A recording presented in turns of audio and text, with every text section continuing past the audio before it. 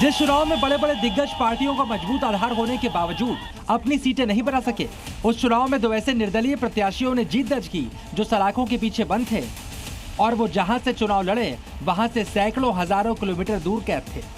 लेकिन जब नतीजा आया तो क्षेत्र की जनता ने उन्हें चुनाव जितवा दिया। अब सवाल उठ रहा है, अमृतपाल सिंह और इंजीनियर रशीद जैसे चेहरे जो आतंकवाद जैसे गंभीर आरोपों में सलाखों के पीछे कैद हैं, क्या संसद सदस्य के तौर पर शपथ ले पाएंगे?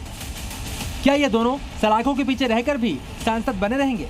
हम आपको इन सारे सवालों का जवाब देंगे, लेकिन पहले जानिए कहां की जनता ने इनको सांसद चुना है और फिलहाल इनका ठिकाना कहां है। इंजीनियर रशीद पर यूएपीए के तहत केस दर्ज है, जबकि अमृतपाल सिंह पर एनएसए के तहत केस दर्ज है। इंजीनियर रशीद तिहाड़ जेल में बंद है, जबकि अमृतपाल सिंह असम के डिब्रूगढ़ जेल में बंद है। इंजीनियर रशीद ने जम्मू कश्मीर की बारामूला संसदीय सीट से जीत दर्ज की है, जबकि अमृतपाल सिंह ने पंजाब के खडूर साहिब सीट से जीत दर्ज की है। और इंजीनियर रशीद ने तो बारामूला से उमर अब्दुल्ला जैसे दिग्गज नेता को शिकस्त दी। कभी कभार इलेक्शन में जो है हार जीत होती है। ये पहली मर्तबा मैं पार्लियामेंट का इलेक्शन हारा हूँ, अब आगे देखते हैं क्या होता है। चलिए अब आप समझिए, चुनाव तो ये दोनों जीत गए, लेकिन आगे क्या होगा? कैसे होगा जेल में बंद आरोपियों का शपथ ग्रहण? जानकारों का कहना है कि सांसद चुने जाने के बाद शपथ के लिए इन्हें कोर्ट से इजाजत लेनी होगी। नियमों के मुताबिक कोई आरोपी जेल में रहते हुए चुनाव जीतता है तो उसे सांसद के तौर पर शपथ लेने के लिए स्पीकर आमंत्रित करते हैं और ये आमंत्रण जेल सुपरिटेंडेंट के जरिए जीते हुए कैंडिडेट को मिलता है। तब जेल सुपरिटेंडेंट संबंधित कोर्ट को इस बारे में अवगत कराते हैं और वहां से इजाजत मिलने के बाद कड़ी सुरक्षा में आरोपी को संसद ले जाया जाता है।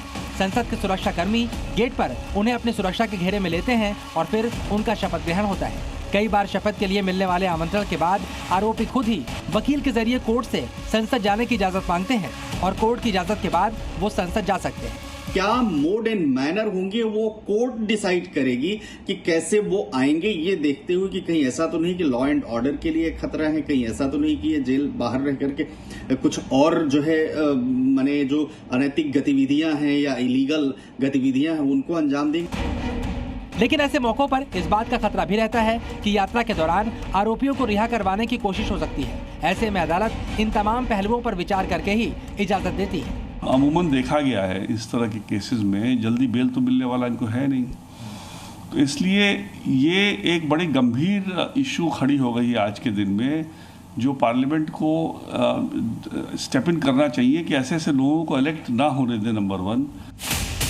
लेकिन शपथ ग्रहण के बावजूद गंभीर धाराओं में बंद आरोपियों की संसद सदस्यता खतरे में रहती है, क्योंकि संसद की कार्यवाही से लंबे वक्त तक गैरहाजिर रहने पर सांसदी जा भी सकती है। पार्लियामेंट में अटेंड ना करने के वजह से सीट वेकेंट होना लाजमी है और उसका जो परमिशन जो दे सकता है वो पूरा हाउस दे सकता है और पूरा हाउस पहले चेयरमैन को जाएगा परमिशन के लिए या स्पीकर को जाएगा और फिर स्पीकर अगर कोई गंभीर मामला नहीं है तो खुद देगा, अदरवाइज वो हाउस में पेश करेगा और हाउस में पेश करने के बाद इसको परमिशन बाकायदा हाउस देगी। तो इसलिए ऐसे मामले में मेरे को नहीं लगता हाउस कभी परमिशन दे सकती है लीव ऑफ एब्सेंस की। लेकिन दोबारा चुनाव होने की स्थिति में ऐसे आरोपी फिर से चुनाव लड़ सकते हैं। ऐसे में एक्सपर्ट नए कानून बनाने और गंभीर आरोपों में ट्रायल वाले आरोपियों के चुनाव लड़ने की अनुमति पर फिर से विचार करने की सलाह भी दे रहे हैं। ब्यूरो रिपोर्ट, जी मीडिया। जी न्यूज़।